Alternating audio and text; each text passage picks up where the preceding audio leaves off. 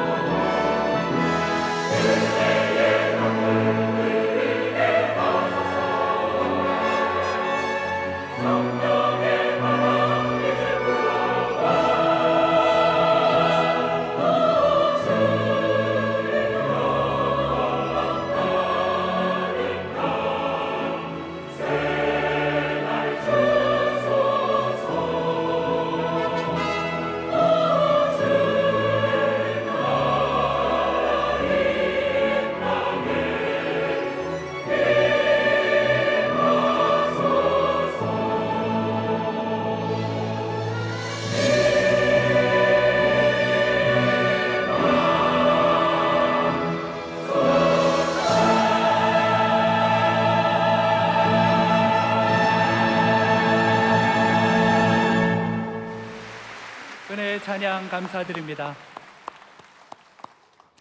이제 성경 말씀을 봉독하겠습니다. 각 가정에서 온라인 생중계 예배로 참여하시는 성도님들께서도 함께 봉독해 주시기 바랍니다. 오늘 우리에게 주시는 하나님의 말씀은 사도행전 11장 19절에서 30절까지의 말씀입니다. 제가 가지고 있는 성경은 신약성경 207페이지입니다. 주신 말씀 중에서 사도행전 11장 20절에서 26절까지의 말씀을 함께 교독하시겠습니다. 제가 먼저 읽겠습니다. 그 중에 구브로와 구레네 몇 사람이 안디옥에 이르러 헬라인에게도 말하여 주 예수를 전파하니 주의 손이 그들과 함께 하심에 수많은 사람들이 믿고 주께 돌아오더라. 예루살렘 교회가 이 사람들의 소문을 듣고 바나바를 안디옥까지 보내니 그가 이르러 하나님의 은혜를 보고 기뻐하여 모든 사람에게 굳건한 마음으로 주와 함께 머물러 있으라 권하니 바나바는 착한 사람이요 성령과 믿음이 충만한 사람이라. 이에 큰 무리가 주께 더하여 지더라. 바나바가 사울을 찾으러 다소에 가서 26절 함께 읽겠습니다. 만남에 안디옥에 데리고 와서 둘이 교회에 큰 무리를 가르쳤고 제자들이 안디옥에서 비로소 그리스도인이라 일컬음을 받게 되었더라. 아멘. 우리 사랑의 교회가 창립 44주년을 맞이했습니다.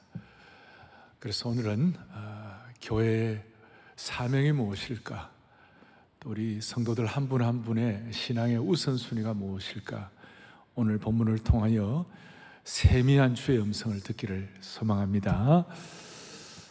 설교 제목을 K 부흥 가능한가? 무슨 다큐멘터리 제목 같습니다. 근데 오늘 제가 이렇게 붙인 이유는, 부흥은 초대교회 역사부터 지금까지 쭉 보면 부흥은 무슨 우리가 뭘 어떻게 하는 그것도 있지만 더 중요한 것은 부흥은 성령님의 인도로 되는 것입니다. 그러니까 성령님이 주체가 되어야만 하는 것입니다. 왜냐하면 성령님은 진리의 말씀을 가르치시고 인도하시고 생명의 역사를 허락해 주시는 것입니다.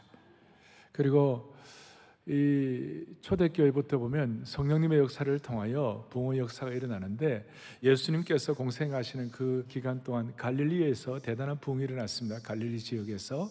그리고 예수님 승천하시고 난 다음에 오순절 성령 강림의 강력한 역사가 예루살렘 교회에 임하였습니다.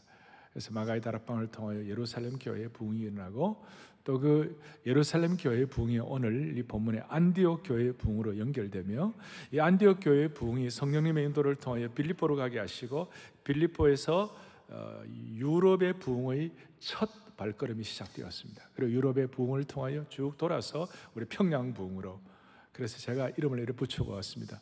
예수님께서 갈릴리 부흥을 일으키실 때 지부흥이고 갈릴리, 그 다음에 갈릴리 부흥이 예루살렘 교회의 부흥이니까 제루살렘이니까 제이부흥으로, 그 다음 제이부흥이 안디옥 교회의 부흥이니까 안티옥이니까 A부흥으로, A부흥이 빌립보니까 P부흥, 유럽의 부흥으로, 그래서 우리 평양 부흥으로, P부흥으로 다시 와가지고 오늘 우리 다시 한번 이 말씀을 통하여 우리 한국 교회, 한국 사회가 지금 무슨 뭐 K-푸드다 혹은 K-컬처다, K-드라마다, 뭐 K-뷰티다 있지만 진짜 우리가 사모할 것이 K-부흥인 줄로 믿습니다.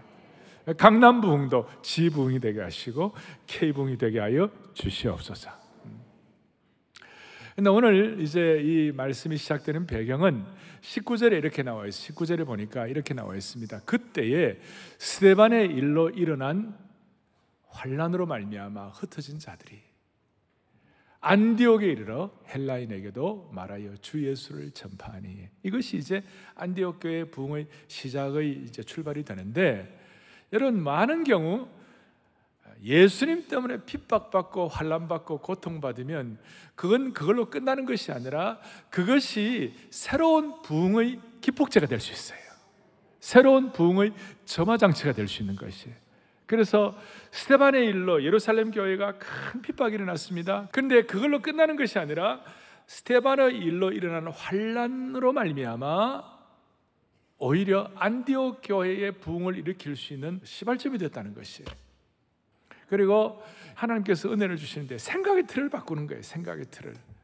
그래서 19절에 보면 이렇게 나와 있어요. 다시 한번, 사람들이 도를 유대인에게만 전하는데 안디옥에 이르러 헬라인에게로 말했다. 무슨 말인가 하면, 당시에 이 생각의 프레임은 생명의 역사와 복음의 역사는 유대인끼리만 가능하다.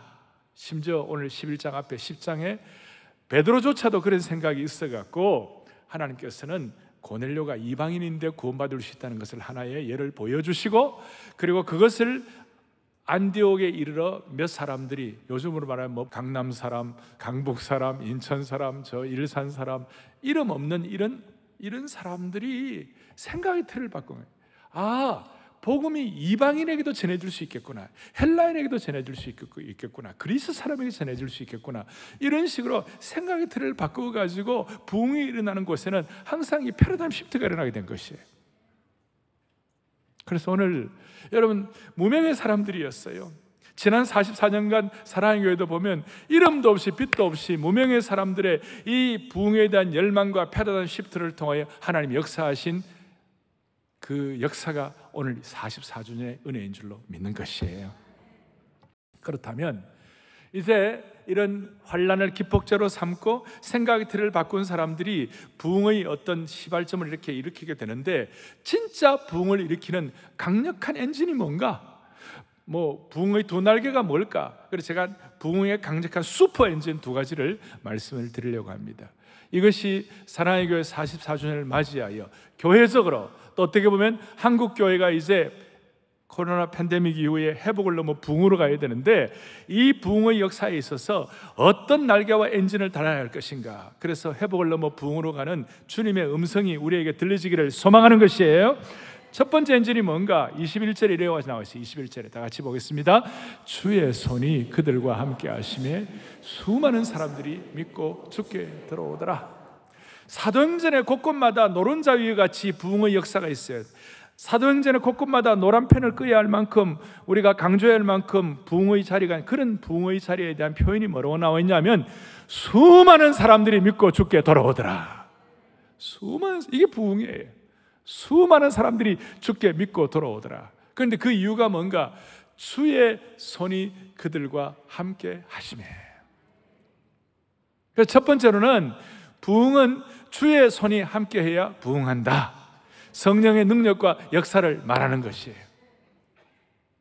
저는 뭐 제 개인의 얘기가 아니라 오늘 말씀 전체에서 말하는, 본문이 말하는 핵심이 뭘까? 주의 손이 함께 하심에 수많은 사람들이 주께 돌아오더라. 그러니 여러분, 다시 우리가 마음속에 소원하고 강조하고 확인하는 것이 이것입니다. 부흥은 누구의 손이 함께해야 한다고요? 주의 손이 함께. 가정도 개인도. 그래서 제가 여기에 용어를 만들었는데, 신수성가, 자수성가란 말 아시죠?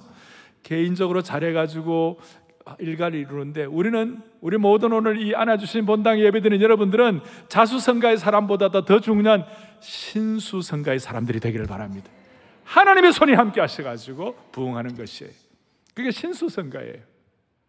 그런데 이제 제가 이런 말씀을 드리면, 저도 그렇고 우리 많은 분들이, 교회 생활 오래 한 분들은 그렇지, 하나님의 손이 함께 해야지, 당연한 거지, 이렇게 생각하고 너무나 당연시하고 실제적으로 주의 손이 함께 하시는 강력함이 뭔지를 체득을 잘 못할 때가 많이 있어요. 여러분, 다시 얘기합니다. 부흥은 주의 손이 함께 해야 합니다. 하나님의 손이 짧지 않은 것을 오늘 우리가 경험해야 하는 것이에요. 그런데 우리가 주로 이제 신앙생활을 오래 한 분들이 주의 손에 함께 한다, 이게 너무나 당연시하게 그냥 생각할 경우가 많이 있어요. 맞는 말이야, 그렇게만 생각하고 이걸 진짜 실제로 체험을 못하는 거예요. 민수기 11장에 보면 어느 날 백성들이 광야에 이제 출애굽해가지고 나와갖고 광야에서 좀 어려우니까 과거에 좋았던 점을 생각하는 거예요. 그 중에 하나가 뭐 맨날 먹은 것도 아닌데, 애굽에서는 고기도 먹었는데 광야는 고기도 없다. 어디가 고기가 있냐? 어디가 고기 있냐? 이러면서 막 모세를 원망하는 거예요. 그러니까 모세가 기가 막혀가지고 이 고기를 어떻게 주나? 그러니까 하나님께서, 그래, 내가 백성들에게 한 달 동안 그 입에서 신물이 나도록 고기를 먹여주리라 그랬어요.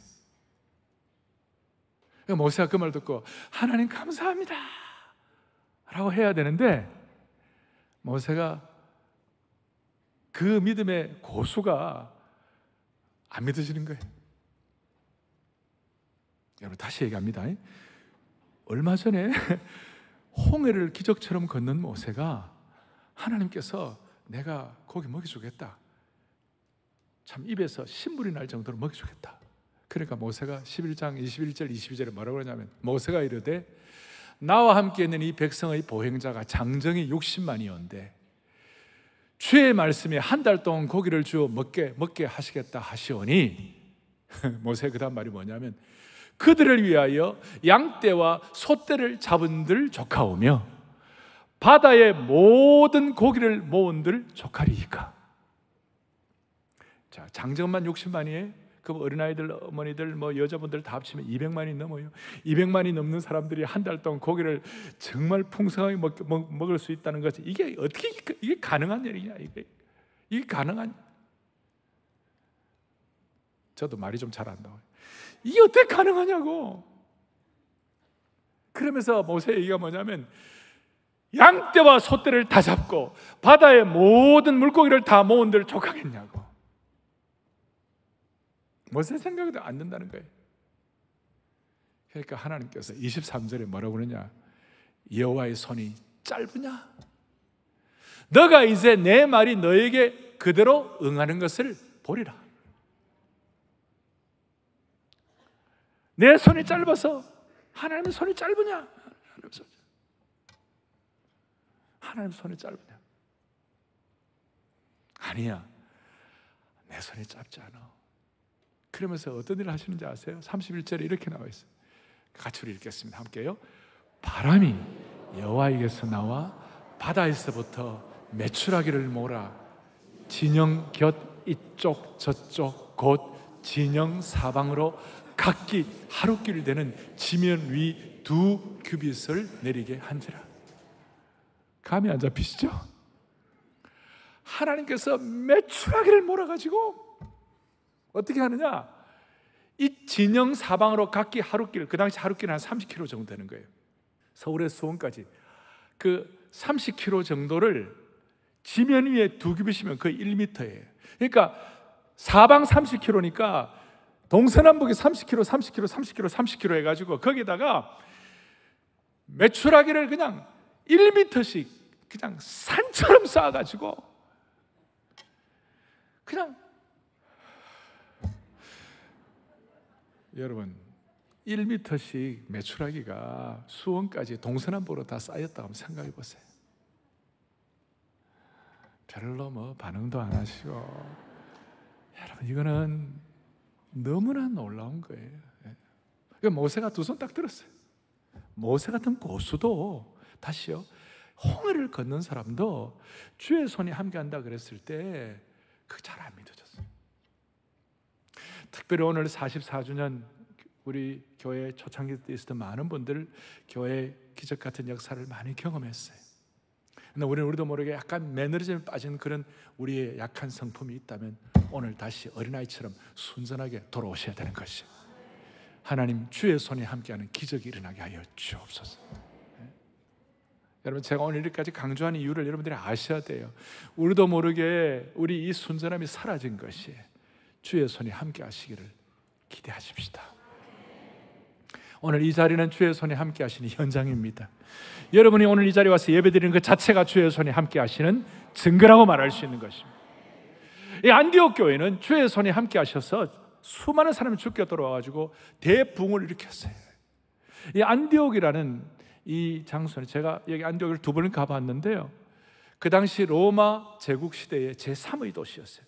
첫 번째 도시는 로마였고, 두 번째는 알렉산드리아였고, 세 번째가 안디옥이었어요. 인구가 50만 이상이 되었고, 요즘 부산 같은 항구고 뉴욕 같은 항구였어요. 여기는 상업이 발전되어 있고 대신 부패하고 타락한 도시였어요. 그 부패하고 타락한 도시에 그 4세기에 유명한 황금의 설교자이자 교회사가 있던 크리소스톰은 안디옥 교회가 얼마나 부흥을 했는지 안디옥 교인들의 출석이 10만 명이었다. 또 가만히 계시는데 10만 명, 50만 가운데 10만 명인데 그것도 무슨 수평이동이 아니라 다른 예수 믿는 사람 또 오는 것이 아니라 모두가 다 컨버전 그로잉, 완전 회심 성장이에요. 그러니 기가 막힌 부흥이 일어난 것이. 오늘 한국 교회도 이런 은혜를 경험한, 평양 부흥의 은혜를 경험한 한국 교회이기 때문에 하나님 은혜 주셔가지고 이런 메추라기를 30kg, 1m씩 주시는 여호와의 손이 짧지 않는 그 은혜가 오늘 우리 가운데 접목되기를 바라는 것이. 그렇습니다. 시간이 가면 갈수록 느끼는 것은 목회도, 가정도, 자녀 교육도 주의 손이 함께하지 않으면 아무것도 아닌 것입니다. 주의 손이 함께하지 않으면 우리는 nothing이에요. 부모가 아무리 잘나고 다 준비가 돼서도 자녀만큼은 마음대로 못하는 거예요. 부모가 좋은데 자녀가 문제가 나올 수 있고, 또 부모가 또 형편없어요. 그런데 이상하게 그 자녀가 하나님 앞에 나와가지고 예수 믿고 주의 손이 함께할 때 기적 같은 일들이 일어난 경우가 많이 있어요. 제가 부모는 전혀 이렇게 도움이 안 되는데 하나님이 함께 하심으로 그 자녀들이 혼자 예수 믿고 잘된 케이스를 말하라고 그러면 저는 얼마든지 말할 수가 있어요. 수많은 사람들이, 그런 사람들이 많아요. 여러분, 주의 손이 함께 하심으로 여러분들이 삶의, 개인과 가정의 부흥이 일어나기를 원합니다. 그럼 제가 이런 얘기를 하면요, 교회 내에 요즘 똑똑이들, 교회 똑똑하다는 사람들 가운데 이런 질문을 해요. 주의 손이 함께하고 다 한다면 우리가 할 게 뭐 있나? 진짜. 그리고 요즘 이런 얘기해요. 그리스도인의 삶은 전적 위탁이라고 그러는데 주님께서 토탈 커밋먼트, 전적 위탁을 다하면 우리가 할 게 뭐 있나? 이런 식으로 조금 니힐하게, 조금 이렇게 비판적으로 그래 하는 사람이 있어요. 여러분, 그건 신앙을 몰라서 그래요. 주의 손이 함께하면 할수록 우리가 할 일이 더 많아져요. 주의 손이 함께 하시고 또 우리가 주님께 전적 위탁하면 할수록 하나님 우리에게 창의력을 주시고 하나님 우리에게 통찰력을 주시고 우리에게 더 귀한 일들을 많이 하도록 하나님이 길을 열어주시는 것이에요. 그러니까 인간적인 어떤 계산과 생각 갖고 함부로 신앙을 판단하면 안 되고 주의 손이 함께하는 축복이 있어야만 되는 것입니다. 저는 어제도 주여 내일 예배를 살려주옵소서. 여러분, 저는 정말 예배를 많이 드린 사람이에요. 어릴 때부터 가정 예배, 지금도 하루에 주일날 4번, 전에는 6번씩 많은 예배를 드린 사람이지만 주님도 주의 손이 함께 하지 않으면 이 예배가 안 되는 줄 알고 있기 때문에 매 예배마다 벌벌 주님 앞에 벌벌 녹는 거예요. 말도 안 되네요. 벌벌 녹는다. 그래, 말도 안 돼도 주의 손이 함께하면 은혜가 있는 것이에요, 여러분. 그러니까 모든 예배 가운데 주여 내일 예배를 살려 주옵소서. 그래서 오늘 여러분들 찬양할 때 은혜가 풍성한 하나님은 믿는 자 한 사람 한 사람. 최근에 우리 이 찬송을 잘 안 했어요. 그리고 한국에서 똑똑하다는 사람들은 교회 내에도 이런 찬송 잘 안 해요. 이 영파가 부르는 거라고. 그런데 우리는 주의 손이 함께할 때 주여 성령의 은사들을 오늘도 내려 주옵소서. 너무나 놀라운 찬양 아닙니까? 이 귀한 성령의 은혜와 축복들을 또 수많은 사람들에게 전파하고 알리게 하여 주옵소서. 이게 주의 손이 함께하는 찬양이라고 말할 수 있는 것이에요. 그래서 우리 오늘 이 44주년 이 중요한 시간에 여러분과 제 마음에 소원을 하십시다. 하나님 아버지, 내 생애가 끝나는 날 우리가 주님 앞에 감사의 고백을 하게 하여 주십시오. 내 삶의 목표가 주님의 손이 함께하여 주셔서 내 삶의 부흥을 체험한 생애였도록 도우신 주님의 은혜를 찬양합니다. 그렇게 할 수 있도록. 여러분, 우리가 예수 믿으면서 한 번이라도 주의 손이 함께하지 않으면 안 되는 부흥을 언제 체험했냐고요. 저와 여러분의 생애 가운데서 하나님 앞에 내 생의 목표, 우리 보통 사람들이 갖는 삶의 목표가 있어요. 뭐 잘 되고 그 다음에 뭐 정말 정말 좋은 그런 인생도 다 귀하지만 여러분 진짜 마음의 소원이, 우리 오늘 마음속에 주의 손이 함께 하지 않으면 안 될 부흥의 역사가 우리 가운데 체험되게 하여 주십시오. 나 이거 정말 너무 중요하다고 생각해요. 내 삶에 주의 손이 함께 하심으로 내 생전에 부흥을 체험한 것을 감사합니다. 그래서 주의 손이 함께 하심에 내 가정과 내 인생에 부흥이 일어난 줄로 믿습니다. 주여 성령의 은사들을 오늘도 내리어 주옵소서. 이게 한국교회가 갖는 독특한 영성이에요. 이게 첫 번째 부흥의 엔진입니다. 주의 손이 함께하는 평생이 되게 하여 주시옵시고, 사랑의 교회와 한국교회가 주의 손이 함께하는 현장과 증거가 있도록 도와주십시오. 두 번째로는 24절입니다. 24절 또박또박 같이 보겠습니다. 바나바는 착한 사람이요 성령과 믿음이 충만한 사람이라. 이에 큰 무리가 죽게 더하여지더라. 큰 무리가 죽게 더하여지는 저 노른자 이부가 저곳이 사도행전의 부흥의 중요한 기록인데, 그 이유가 뭐냐? 바나바는 착한 사람이요 성령과 믿음이 충만한 사람이라. 아까 그 이름 없는 무명의 성도들을 통하여 안디옥 교회 개척 멤버들인데, 그 중에서도 그분들뿐만 아니라 특별히 바나바라는 저 사람의 신앙 인격 때문에 착한 사람이다 하는 것은 본래 성품이 착하다, 참 법 없이도 살 수 있다, 이런 좋은 성품과 거기에다가 성령과 믿음이 충만한 사람이다.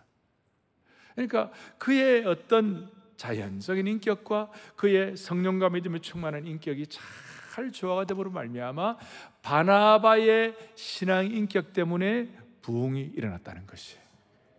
바나바와 같은 신앙 인격자를 통하여 부흥한다는 것입니다. 첫 번째는 성령의 능력이고, 두 번째로는 성령의 사람, 바나바와 같은 사람이 될 때에 교회는 부흥한다는 것이에요. 교회 내에 보면요, 어떤 분들은 법 없이도 살 수 있는 착한 분들이 많이 계시잖아요. 물론 속은 안 그렇지만 겉으로 볼 때는 정말 법 없이도 사는 착한 분들 많이 계세요. 근데 문제는 이런 분들이 소위 영적인 은혜라 할까, 영적인 센스라 할까, 영적인 감각은 너무나 무디고 느려 터진 분들이 많아요. 그러니까 사람은 착하고 좋은데 말씀의 은혜와 생명의 역사와 성령의 은사와 신앙의 부흥과 이런 것들에 대해서는 무슨 말을 하는지 잘 못 알아들어요. 근데 또 반대로 어떤 사람들은 새벽 기도의 은혜와 또 이렇게 막 영성이 있고 막 그냥 기도 열심히 하고 막 새벽 기도 열심히 하고 그래 하는데, 새벽 기도 갔다가 집으로 오는 길에 나무의 밭에 들어가고 호박 하나 딱 따가지고 집에 와가지고 된장찌개 끓여 먹으면서 주여 감사합니다 이런. 이게 말이 안 되는 거예요. 말이 안 돼.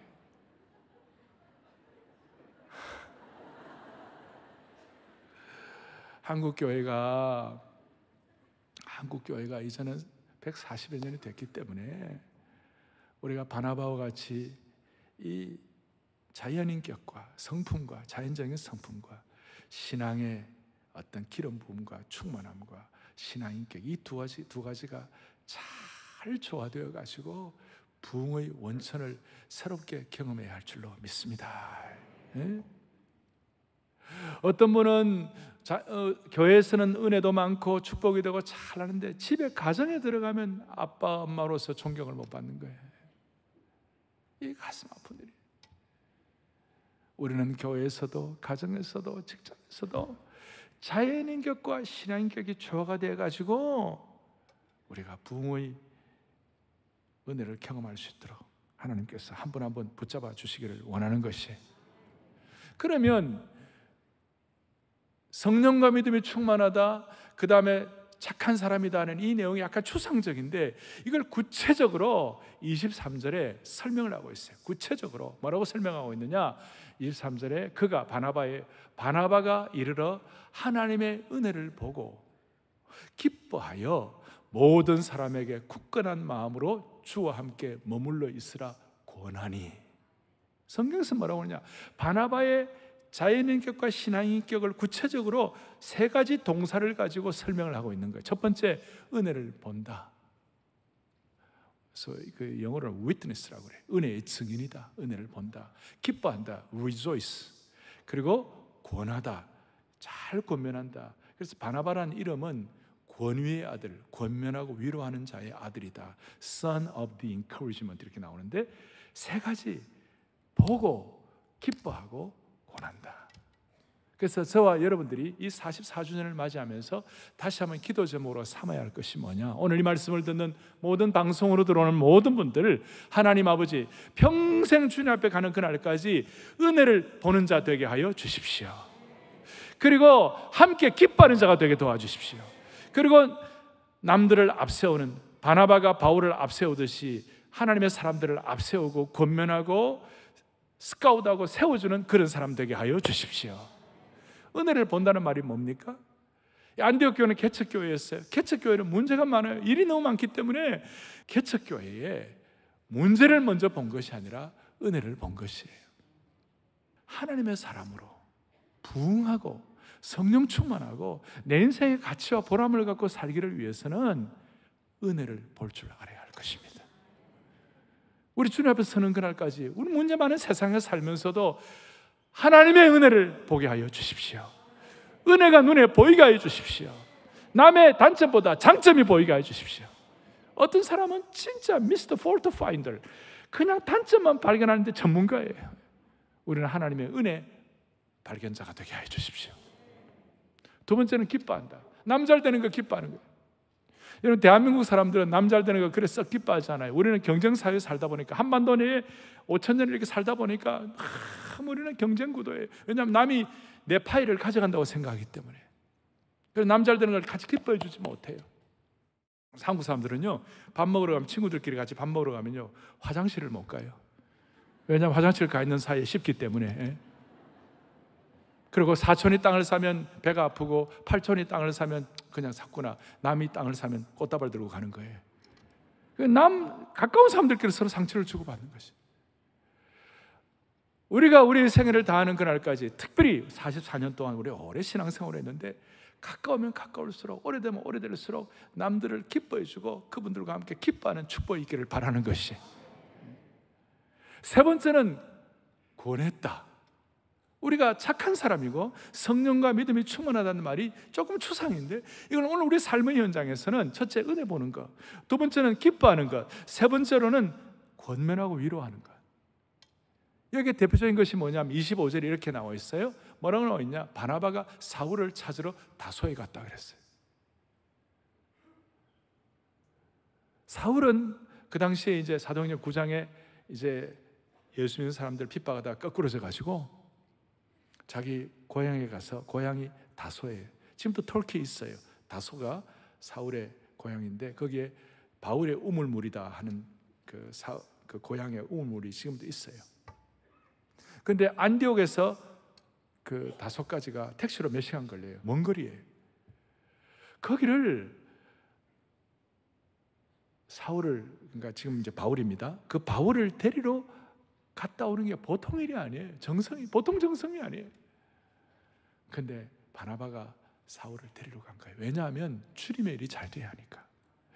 보니까 자기는 바나바는 착한 사람이에요. 그러니까 아주 그냥 죄송합니다만 아싸리 하고, 그 다음에 강력하고, 그 다음 분명한 리더십을 발휘하는데 자기보다도 사울이 더 좋겠다. 그리고 정통 신학과 말씀에 대한 깊이, 이런 것들이 대단하다는 걸 자기가 알고 사울을 데리고 오면, 바울을 데리고 오면 더 좋겠다 이렇게 생각하고 자기가 데리러 가는 거예요.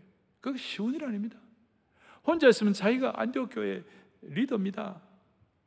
나중에 오늘 11장이라 좀 13장부터는, 그전에는 바나바와 바울이었지만 나중에는 바울과 바나바로 바뀌는 것이, 바울의 능력, 바울의 리더십, 바울의 성경에 대한 깊이, 이거 생각하면 안 데리고 오고 자기 혼자 하고 싶을 그런 마음이 왜 없겠어요. 그런데 이 바나바는 부흥을 경험하는 사람이니까, 부흥의 능력의 원천이 되는 사람이니까, 권면하고 위로하는 사람이니까, 남이 잘 되는 은혜를 보고 기뻐하는 사람이니까 바울을 데리고 와가지고 안디옥 교회의 리더가 된 것이, 남을 성공시키는 거예요.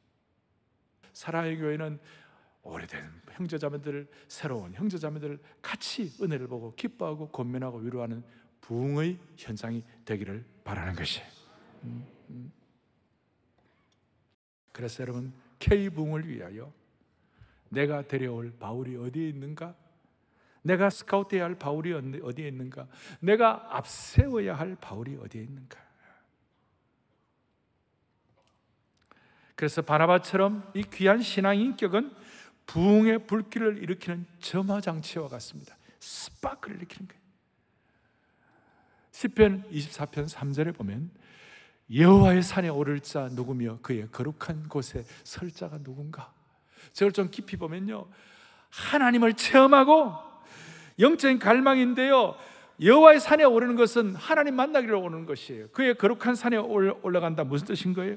하나님께 내 삶을 튜닝하는 것이에요. 한마디로 말해서 내 삶을 하나님으로 가득 채우는 부흥을 체험하기를 원하는 내용이에요. 그러니까 여호와의 산에 오를 자 누구일까? 부흥의 산에 오를 자 누구일까? 부흥의 장소에 설 자가 누구일 것인가? 제가 부흥의 산 빨빨 하다가 부산 일이 되더라고요. 예? 부흥의 산 부산에 갈 자가 누구일까? 오늘 우리의 마음의 소원에 오늘 이 예배를 드리면서 하나님, 우리 모두가 다 부흥의 산에 올라가게 하여 주십시오. 부흥의 산에 올라가게 해 주십시오. 어떤 사람일까? 4절에 곧 손이 깨끗하며 마음이 청결하며 뜻을 허탄한 데 두지 아니하며 거짓 맹세하지 아니하는 자로다. 순전한 신앙 인격을 설명하고 있는 것입니다.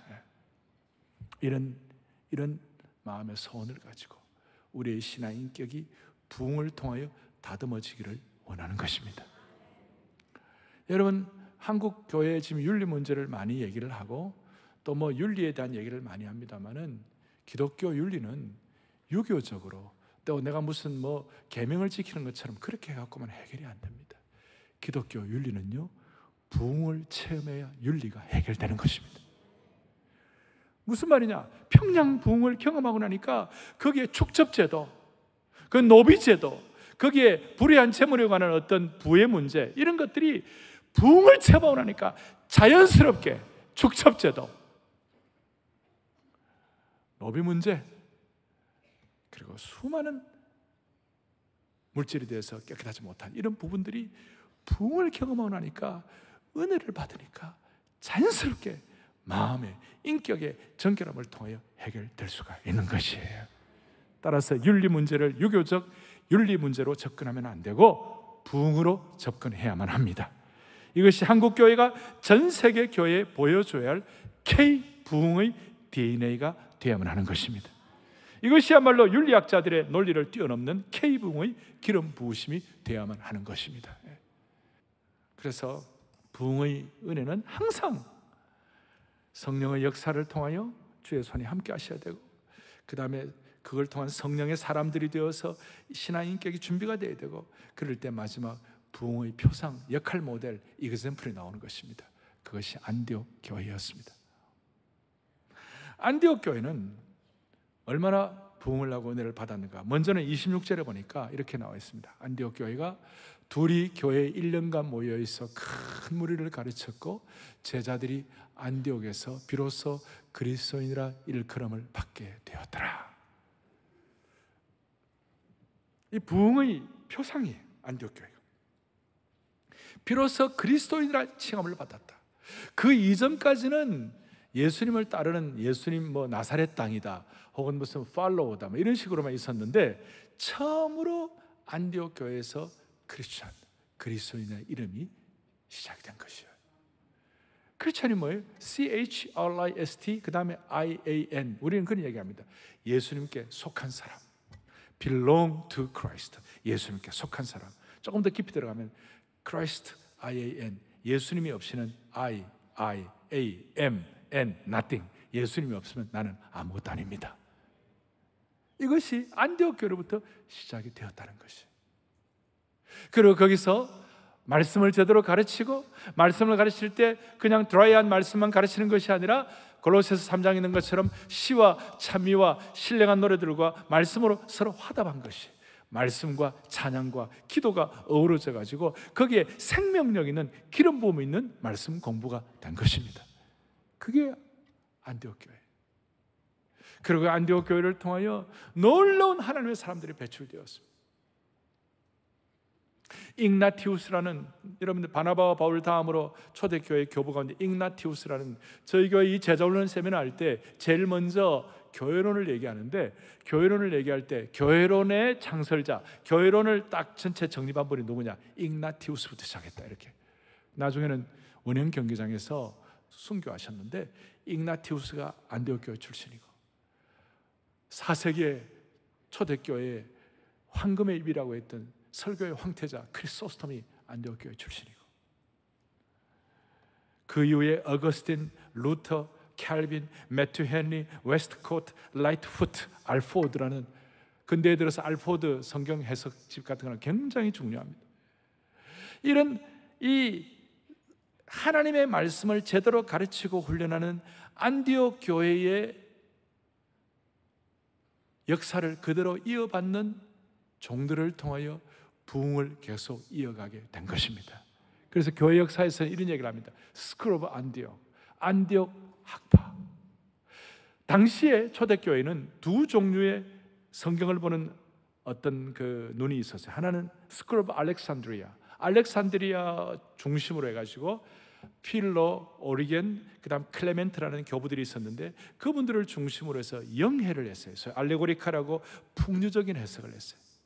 예를 들어서 뭐 예수님께서 부활 후에 고기 몇 마리 잡았냐? 153마리. 153이 무슨 의미가 있는가? 그냥 153마리 많이 잡은 거예요. 그런데 거기다가 꼭 예수님 공생의 33세, 33년, 그 다음 120문도 기도한 거 150세, 와, 은혜가 된다. 이런 게 영해예요. 이런 게 건강하지 못한 해석들이에요. 그런데 스쿨 오브 안디옥은 성경을 문법적으로, 문자적으로, 역사적으로, 군사적으로 아주 균형감각 있게 제대로 해석을 한 것이에요. 사랑의 교회 제자 훈련은 스쿨 오브 안디옥의 후예가 되는 줄로 믿습니다. 한국 교회도 귀한 우리 길선주 목사님이나 박형룡 박사님이나 박윤선 목사님이나 한경재 목사님이나 우리 옥 목사님이나 이런 우리가 44주년을 맞이해서 이런 귀한 흐름을 우리가 이어가는 것이에요. 그리고 한국 교회가 균형 잡힌 말씀에 균형 잡힌 축복을 주시기를 바라는 것이에요. 사역도 신앙도 마찬가지예요. 한때 한국 교회 막 성령 운동하고 할 때 막 불러 그러니까 또 반대로는 또 말씀으로 이래가지고, 그래서 서로가 막 이렇게 맞지 않을 때가 있었어요. 그런데 우리는 성령의 역사와 말씀의 기름 부으심이 균형을 잡아야 할 줄로 믿습니다. 두 가지 같이. 이 균형이 잡히니까 무슨 일이 벌어졌습니까? 오늘 28절부터 30절까지의 두 가지 사건이 나오는데, 아가보의 예언 사건이 나오고 그 다음에 구제에 대한 문제가 나옵니다. 이 구제 문제는 보통 심각한 문제가 아니에요. 앞에 6장에 보면 구제 문제 때문에 초대기 예루살렘 교회가 막 서로 싸우고 내부 분열이 날 정도로 심각한 문제였어요. 그리고 예언의 문제는, 여러분 성령의 사역을 깊이 들어가다 보면 많은 경우 이 성령의 사역은 예언의 문제로 흘러가는 것이, 성령의 역사에 대해서 너무 치우치면 그런 일이 나는데, 이 예언과 구제의 문제가 안디옥 교회의 균형 잡힌 부흥을 통하여 자연스럽게 해결된 줄 믿습니다. 이제 말씀을 정리하겠습니다. 모든 부흥은 두 가지 엔진, 주의 손이 함께 하시고 그 손이 함께 하신 성령의 사람들을 통하여 성령의 공동체가 될 때 부흥이 되는 것입니다. 크게 한번 정리하겠습니다. 부흥은 성령의 능력을 받은 성령의 사람들이 성령의 공동체를 이룰 때 일어난다. 아멘. 그러면 한국교회가 부흥의 은혜를 나눠줄 DNA가 뭘까? 우리에게 네 가지가 있는데, 첫 번째는, 이 세 가지가 접목된 첫 번째는 뭐냐면, 한국교회는 순교의 피가 흐르고 있어요. 세계 어떤 나라들보다도 우리나라는 순교의 피가 흐르는 거예요. 소위 순교의 영성에 이 DNA가 우리에게 있는 거예요. 이 양화진에 가면요 145명의 선교사님들이 거기에 순교하시고 피 흘린 분들 많이 계시는데요, 전 세계 어느 나라가 피선교지에 한 지역에 145명의 고생하고 순교하시고 돌아가신 그런 선교사님들이 묻혀 있는 나라가 별로 없어요. 우리 광주에도 있잖아요. 하나님께서 독특하게 이 순교의 피를 흘린 나라. 6.25 때 얼마나 많은 그리스도인들이 공산당에게 순교를 당해서 예수 믿는다고.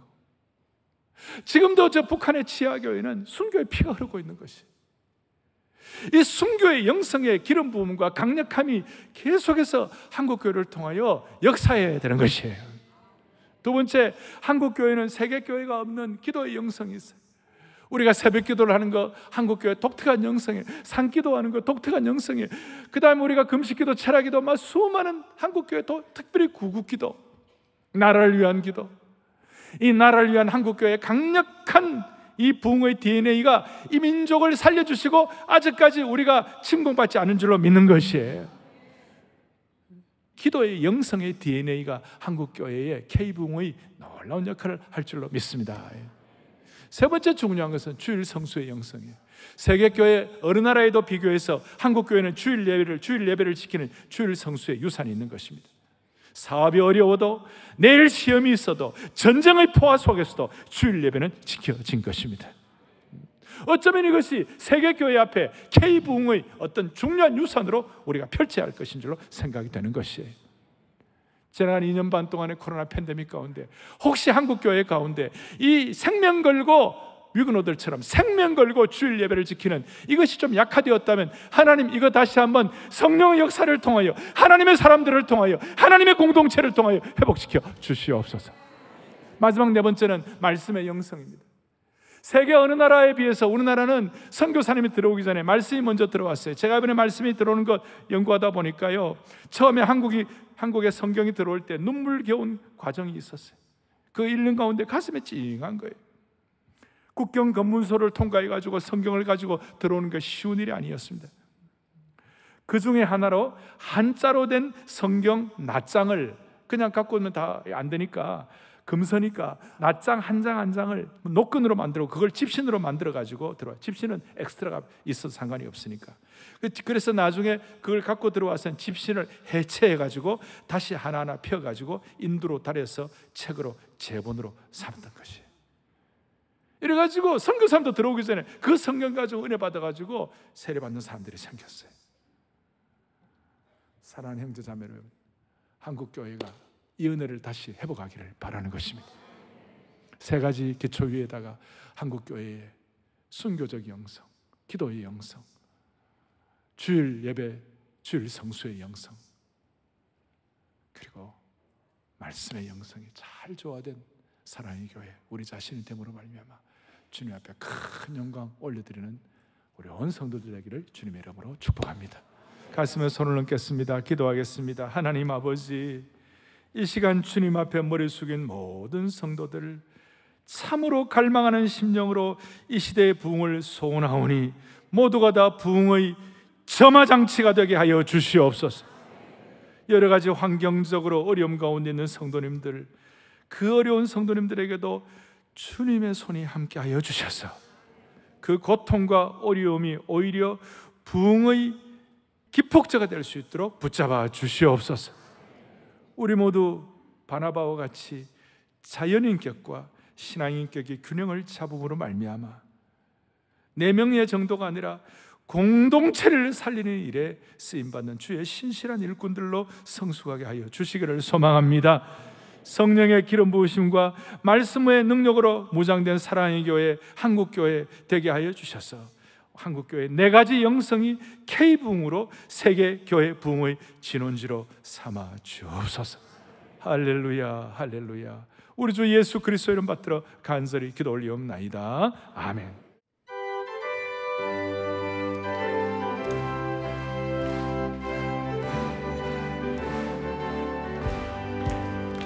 하나님의 나팔 소리가 진동할 때 예수 영광 주님은 가시고 천사들을 세계 만국 모든 곳에 보내고 구원하는 성도들을 보내리. 나팔 불 때 나팔 불 때 나의 길 나팔 불 때 나의 길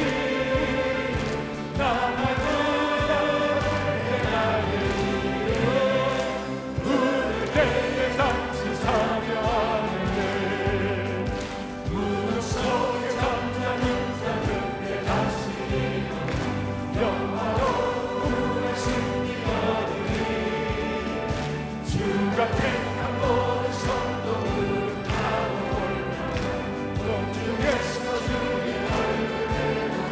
밟을 때